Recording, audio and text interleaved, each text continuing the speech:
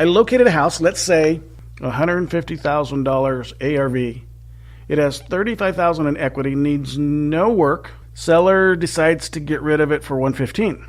I decide to take over his original financing. I simply take over the deed note and start making, I simply take over, well, you don't take over, you have them grant you the deed. Take the note and start making payments on behalf of the seller and have conditions, exit strategies in place in case this due on sale clause is exercised to prevent the original seller from facing a financial crisis if it defaults. Either sell it, assign back to the owner, etc. Question, should I be concerned with any language in the Dodd-Frank, or is this more of an issue with lease options where credits are being applied and purchase? Gosh, I do subject twos all the time. I've done them for a long time. I still do them. Didn't do one today, I don't think, anyway.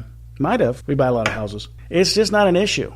Of all of the houses that I've bought subject to, the only time I've even got close to an accelerated due on sale is I bought a house subject to the existing loan, and the loan was a balloon, and it was due. But it wasn't called because of the due on sale clause. It was called because it was due. The time period was due.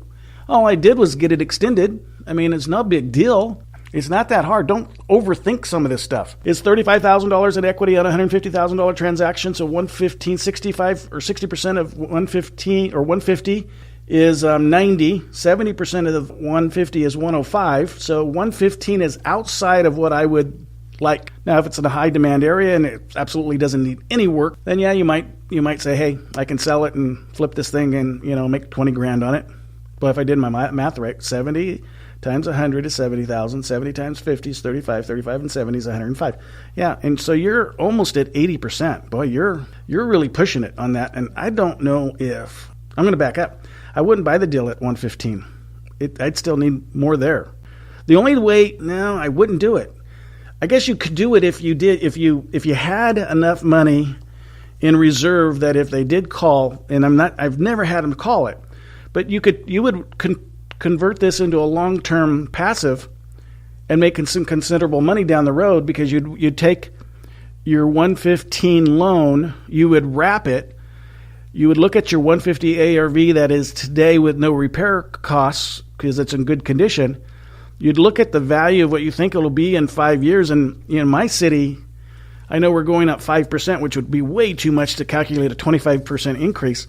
But let's assume for a second it goes up 10%. So in a 5-year period, then you're selling it for 165. You're taking 5 to 10% down. So let's assume you're taking 10% down. So you're taking 16.5 down. And now you're at 148,500. That's your loan. You're wrapping the 115 with a 1.5% mortgage on top of the underlying mortgage on a seller carryback wrap. And you've got some pay down differences going on because your mortgage is a 30-year with 30 years left. Your first mortgage is a 30-year but doesn't have 30 years left, so you have some pay down difference there. You have some interest difference because you're going to make a 1.5% interest on 115, and then you're going to make whatever it is, let's call it 6%, 7%, the difference between 115 and 138,500. So you're going to make some passive there, and then eventually they're going to pay you off, so they're going to give you another 33,500. So in a case like this, you could turn a deal that's not really a deal into about a $60,000 spread. So, but the component here is your ability, in case they do call, to satisfy that call. And at 80%, that ability is diminished unless you have some good cash reserves, because on a 65% loan-to-value loan or an equity position loan, you can go to a hard money lender and have them wipe out the underlying first. Well, of course, the hard money is going to be more expensive than your underlying first. However, that could be a way to morally and ethically do this deal. Unless you have the cash reserve, I wouldn't do it that way. But it is possible.